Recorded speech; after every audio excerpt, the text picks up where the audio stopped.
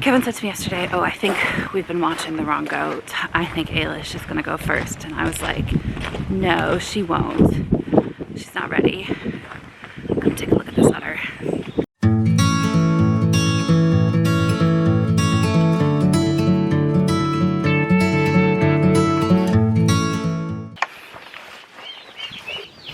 Now it's hard to see because, you know, you've not had any befores, but her udder has doubled in size in the last 24 hours.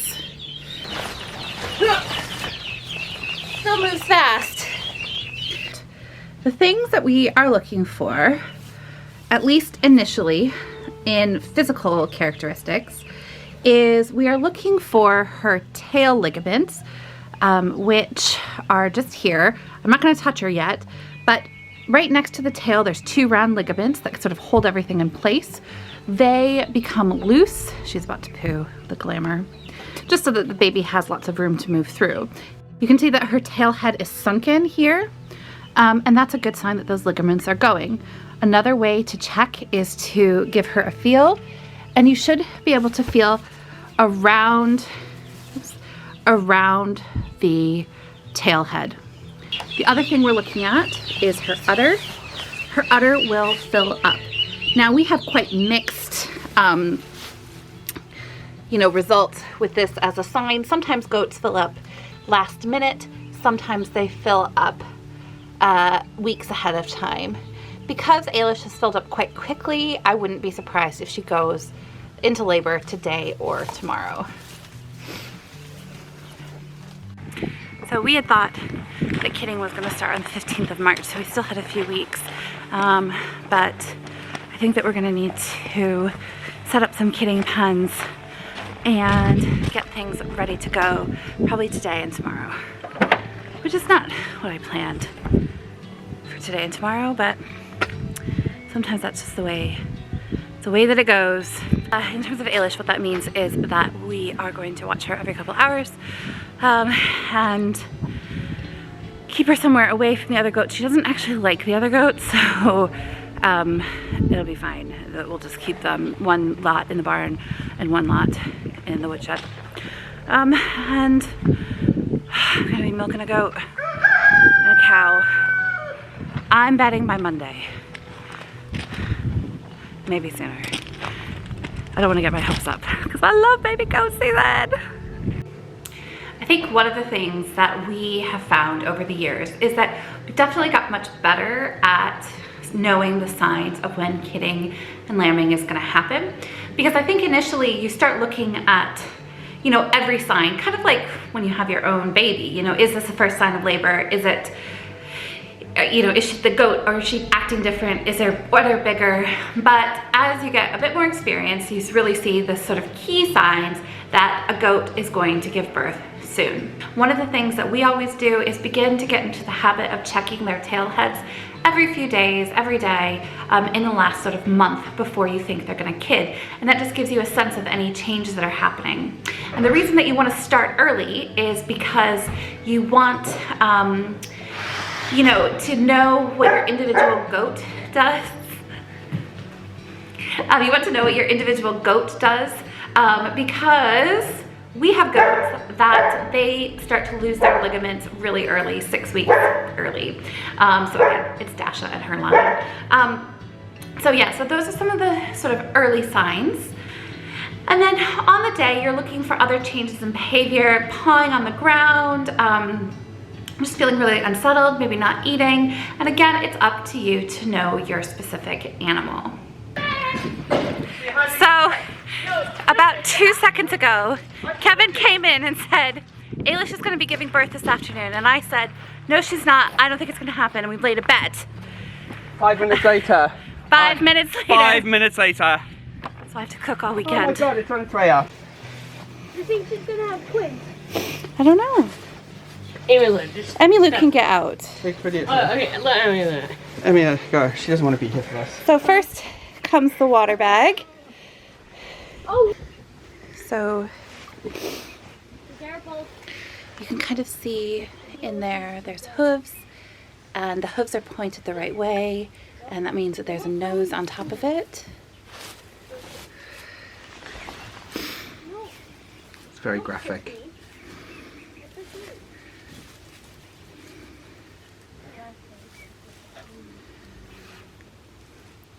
So you can see its nose.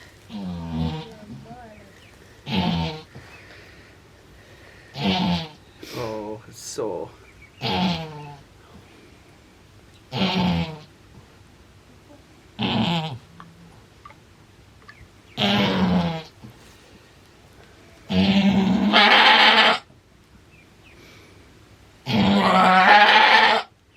It's a big kid. It is a big kid. Do you want to help? Yeah. So that I've got sourdough all over my hands. So Kevin will assist just because she's really struggling. So just on the next push, Kevin's just going to help get the head out. It's coming. There we go. The little head horns are ready. You ready?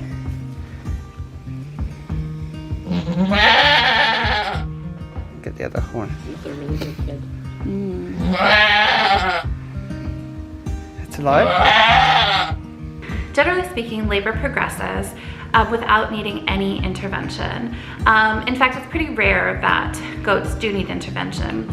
Now, we had to intervene with Aillish because the kid was really big. You can kind of see her straining quite a bit, and her vagina being sort of pulled out by the kid's head.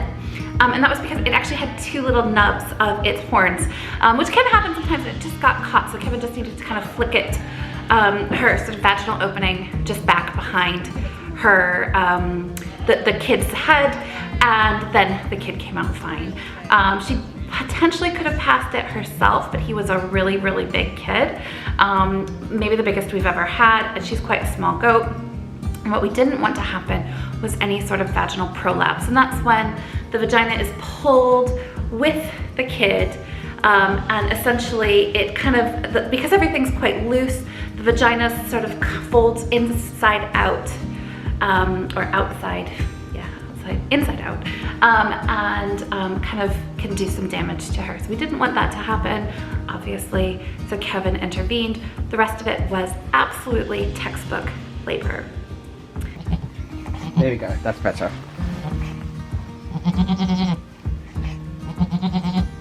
She still has contractions. Probably because It's probably her placenta. Yeah, I would say so. Because she wasn't very big, and that's a pretty big kid. I don't think there's room for anything else in there. something's trapping me inside. Goats. Always goats. We're safer away.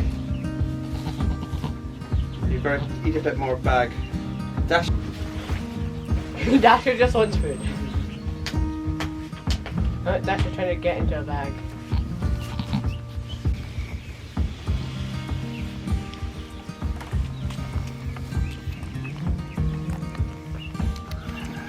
Oh, that's nice.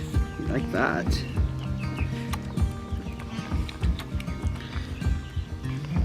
He's a good, strong kid.